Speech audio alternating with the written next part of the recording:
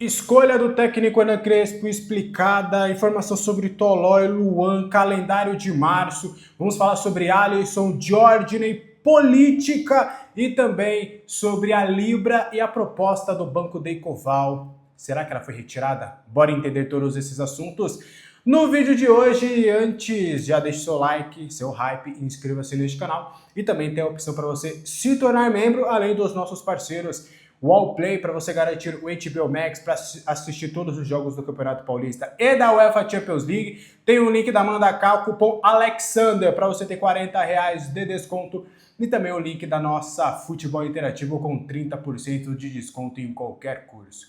Beleza?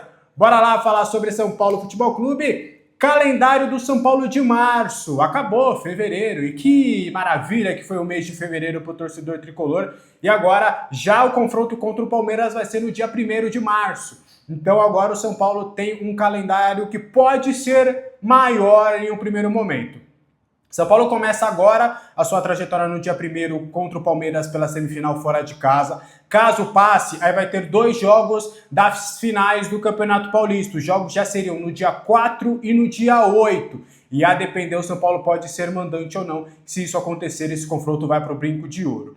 Logo depois, no dia 12, o São Paulo tem um confronto contra a Chapecoense, esse confronto é em casa. Em seguida, volta lá para Bragança Paulista para jogar um jogo fora de casa pelo Campeonato Brasileiro. Tem também outro jogo fora de casa que é contra o Atlético Mineiro e encerra sua trajetória no estádio do Morumbi na partida contra o Palmeiras, já válido pelo Campeonato Brasileiro. Então, a volta do São Paulo para o estádio do Morumbi pode ser ou contra a Chapecoense, a depender do estado do gramado, na reforma que vai ser feita 100% do gramado após os shows da banda AC/DC, ou no mais tardar, se não haver tempo hábil para a melhora do gramado, o São Paulo vai voltar para o seu estádio só no final deste mês. O que você acha disso tudo? Quero saber a sua opinião aqui nos comentários. Bora trazer mais detalhes, eu vou te contar o motivo do Crespo ter adotado um esquema ou jogadores totalmente reservas. Não foi só por uma questão de precaução, tá? Para os confrontos contra o Palmeiras e também possivelmente podendo acontecer as 2 finais do Paulista. A ideia, de acordo com o que eu consegui de apuração, e a gente precisa ter muito cuidado com isso e entender de fato essa situação. É muito por uma questão de motivação. O grupo do São Paulo hoje, ele está muito unido, ele está realmente, todos os jogadores estão todos com o mesmo discurso. Só que há um entendimento da comissão técnica que o confronto contra o Palmeiras, por ser um confronto mata-mata, por ser um clássico, por ser uma situação onde o São Paulo tem 3 jogos para conquistar um título, o Lucas podendo voltar a ser campeão com essa camisa, o Caleri, o Luciano, o Marcos Antônio podendo conquistar o primeiro título, o Danielzinho já podendo chegar e conquistar o título. Então, querendo ou não, esse elenco está mobilizado para o Campeonato Paulista, que é verdade. A gente pode minimizar agora o Campeonato Paulista, mas não sejamos hipócritas. Se for campeão paulista, a gente vai comemorar pra caramba. Então, esse elenco está entendendo ser viável e possível, sim, o título do Campeonato Paulista. Então, além dos fatores físicos, o Crespo diagnosticou e entendeu que seria interessante, até por uma questão de motivação e concentração do jogo, você levar uma equipe totalmente alternativa, porque esses caras estariam, eu não diria com mais tesão, mas estariam mais focados e disciplinados para essa partida, sem pensar no confronto de fim de semana. Às vezes, é até de uma maneira que não é tão não é o instinto do cara, mas às vezes o cara sem querer tira o pé numa bola, sabe? Então é essa questão que fez o técnico Hernan Crespo tomar essa decisão. Aí me deram, por exemplo, alguns exemplos. O Arboleda precisava de ritmo de jogo visando disputar essa vaga. O Rafael Tolói, ele precisava desse jogo, eu vou trazer já mais detalhes sobre a escolha do Tolói, mas ele precisava desse jogo para ele, poxa, eu sou importante no elenco, eu não estou escanteado, eu posso ajudar. O Mike voltando a ter espaço depois de ter perdido a titularidade para o Lucas Ramon. O Wendel também precisando mostrar serviço, o Wendel foi mal, mas precisando desse serviço. O George, a partida de ontem pro George, ele vai lembrar pro resto da vida. Pablo Maia precisando de rodagem, o Cauli tendo a sua primeira oportunidade como titular. Então existiu esse entendimento de que até por uma questão de motivação para essa partida, o ideal era ter levado a equipe reserva, no fim das contas acabou dando certo, o São Paulo acabou conquistando os 3 pontos. Então entra um pouquinho também nesse fator do Crespo acreditar que essa poderia ser uma ótima oportunidade, não só para rodar o elenco, mas também para motivar os outros atletas que precisavam de minutos. O que você acha disso tudo? Eu quero saber a sua opinião aqui nos comentários, tá? E o Alisson, ele quase está de volta ao tricolor paulista. A gente trouxe a apuração mais cedo na nossa live de que o Alisson estaria no banco de reservas na partida contra o Coritiba. Ele teria, e mais, ele teria até minutos para esse confronto, estava no planejamento da comissão técnica dar minutos. O Jorginho seria titular independentemente se o Alisson estivesse à disposição, só que por conta da sua virose, ele está inclusive sem fazer tratamento, está cuidando só justamente dessa virose, e aí por conta disso ele acabou não indo para o jogo. Até me afirmaram que será muito difícil também dele ser relacionado para a partida contra o Palmeiras, porque vários atletas também vão voltar, como Lucas Samon, outros jogadores, Danielzinho, que ficaram de fora dessa partida por serem poupados. Então é bem possível que o Alisson tenha condições de voltar a ser relacionado somente para a partida contra a Chapecoense no dia 12. O que você acha disso tudo? Quero saber a sua opinião nos comentários. O Alisson agora oficialmente de volta depois de não conseguir ir para nenhum outro local por conta das exigências do São Paulo, que queria ali os mesmos moldes para uma negociação, aqueles que foram ofertados ao Corinthians e que o Corinthians desistiu na última hora, tá? A atuação do Jorginho foi bem avaliada internamente. O garoto será maturado pelo técnico Hernan Crespo, que entende que ele e o Alisson podem ser esse 8 que o Crespo tanto pediu para a diretoria. O Crespo fez alguns pedidos de alguns jogadores para a direção, que trouxe, por exemplo, um 10 que era o Caulin, e uma das, não diria exigências, mas um dos pedidos do Crespo era para se observar o mercado, para se olhar o mercado em busca de um camisa 8. E aí agora, por conta das dificuldades financeiras que o São Paulo tem e tudo, há um entendimento de que o Jorginho e o Alisson, quando retornar, mas vamos falar do Jorginho, ele pode ser esse jogador. O Crespo gosta dele, entende as características, ele até avalia o Jorginho com características diferentes aos volantes que ele tem no elenco. É um volante que também pode ser um volante de mais chegada. Se a gente fosse trazer uma semelhança no sistema de jogo, talvez ele se assemelhe mais a Bobadilha do que Danielzinho e Marcos Antônio, por exemplo, mas é um jogador que o Crespo quer dar uma observada. Então, o Crespo, inclusive, ele entende que em alguns jogos vai levar o Jorginho, em algumas oportunidades vai dar minutos, mas entende que também é importante para ele manter o alto nível de competitividade com os demais atletas, um jogo ou outro ele acabar também indo para o sub-20 para ter esse espaço, para ter essa minutagem.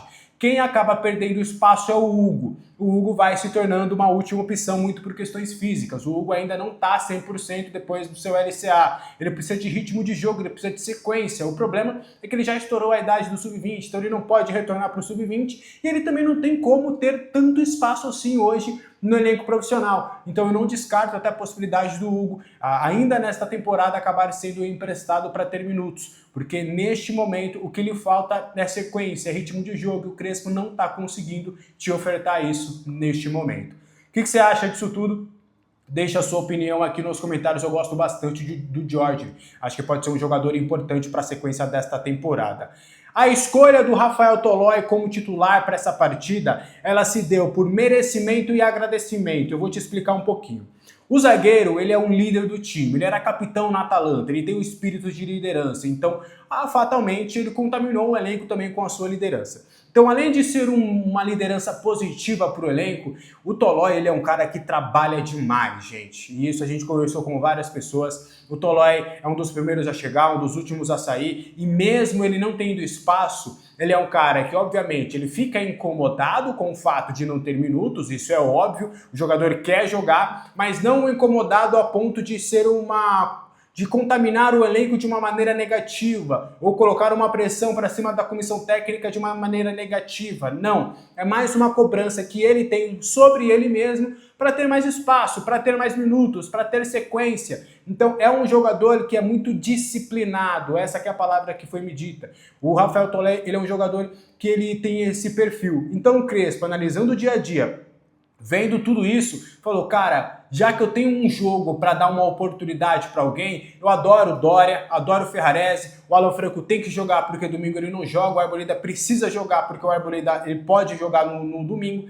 Então, desses todos, o Dória jogou um pouquinho, o Ferrarese recentemente entrou, então eu vou dar essa oportunidade para o Tolói. Então foi mais ou menos nesse cenário, esse critério de escolha aí do técnico Hernan Crespo, e para mim, tá, na minha concepção, Rafael Tolói fez uma boa partida. Eu quero saber de você aí nos comentários se você concorda comigo ou se você acha que não.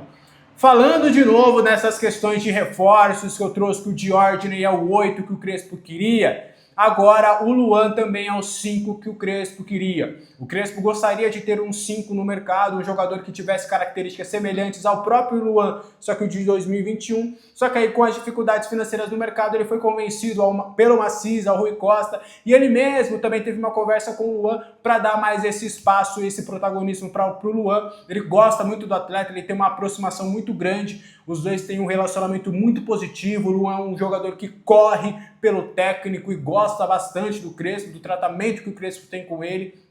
Eu não diria que eles seriam amigos, mas é uma relação muito próxima, muito de pai e filho mesmo. O Crespo adora o Luan e em alguns momentos em que ele precisar de um 5 mais moderador, um 5 que protege mais, ele vai dar esse espaço para o Luan.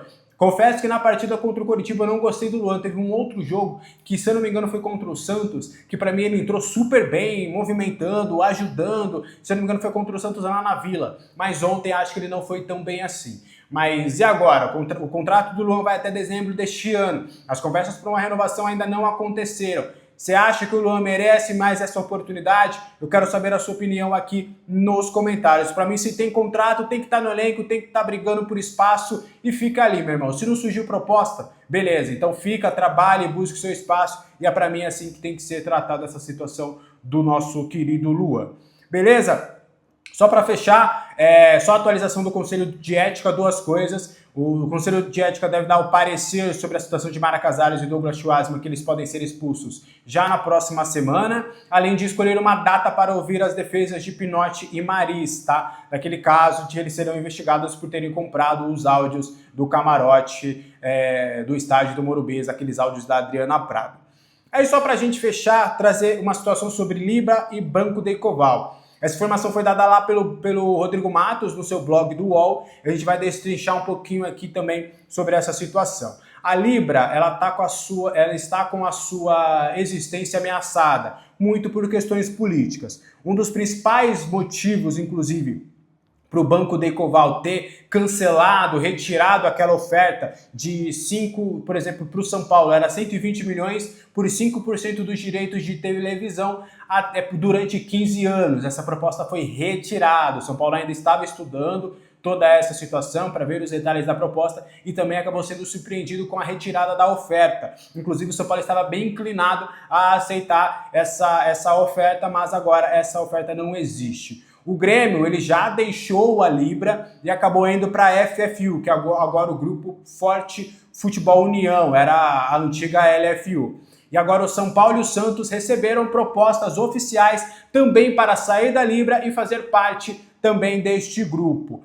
Ambos estão em crise financeira, precisam de grana, então vão avaliar todas essas questões. A Libra está enfraquecida não só pela briga com o Flamengo, mas também por conta que os dois principais diretores eram o Júlio Casares, ex-presidente do São Paulo, e o André Rocha, que era o CEO do Bragantino, e os dois saíram dos seus cargos, um empichado e o outro porque acabou o seu mandato. Então agora, essa situação, a Libra está muito enfraquecida, está até sem comando, e já estava definhando antes mesmo da saída desses dois. Então aí agora, até por conta de toda essa questão, existe a possibilidade do São Paulo sair da Libra e ir para FFU, beleza? O São Paulo alega que ainda está tomando uma decisão, que está ouvindo a proposta, que está de olho nessa situação para ver o melhor detalhe. Lembrando que o São Paulo tem contrato, né? Até com a Globo, através da Libra, até 2029, com a Libra e a Globo, pelos direitos de televisão. Então, por isso que não é algo tão simples. O São Paulo vai estudar a proposta, vai estudar as cláusulas, vai estudar tudo bonitinho, vendo que realmente é o melhor caminho, aí o São Paulo vai tomar uma decisão. Beleza? O que você acha disso tudo e das informações do vídeo de hoje? Quero saber a sua opinião nos comentários, deixe seu like, seu hype, inscreva-se nesse canal, a gente tem até sábado para chegar a 20 mil inscritos e estamos longe ainda, faltam pelo menos uns 400 cabeças aí para se inscrever. Vambora, um abraço para todo mundo, ótima quinta-feira, Que quinta-feira maravilhosa, 5 vitórias, rapaz. Eu tô maravilhoso. Tchau.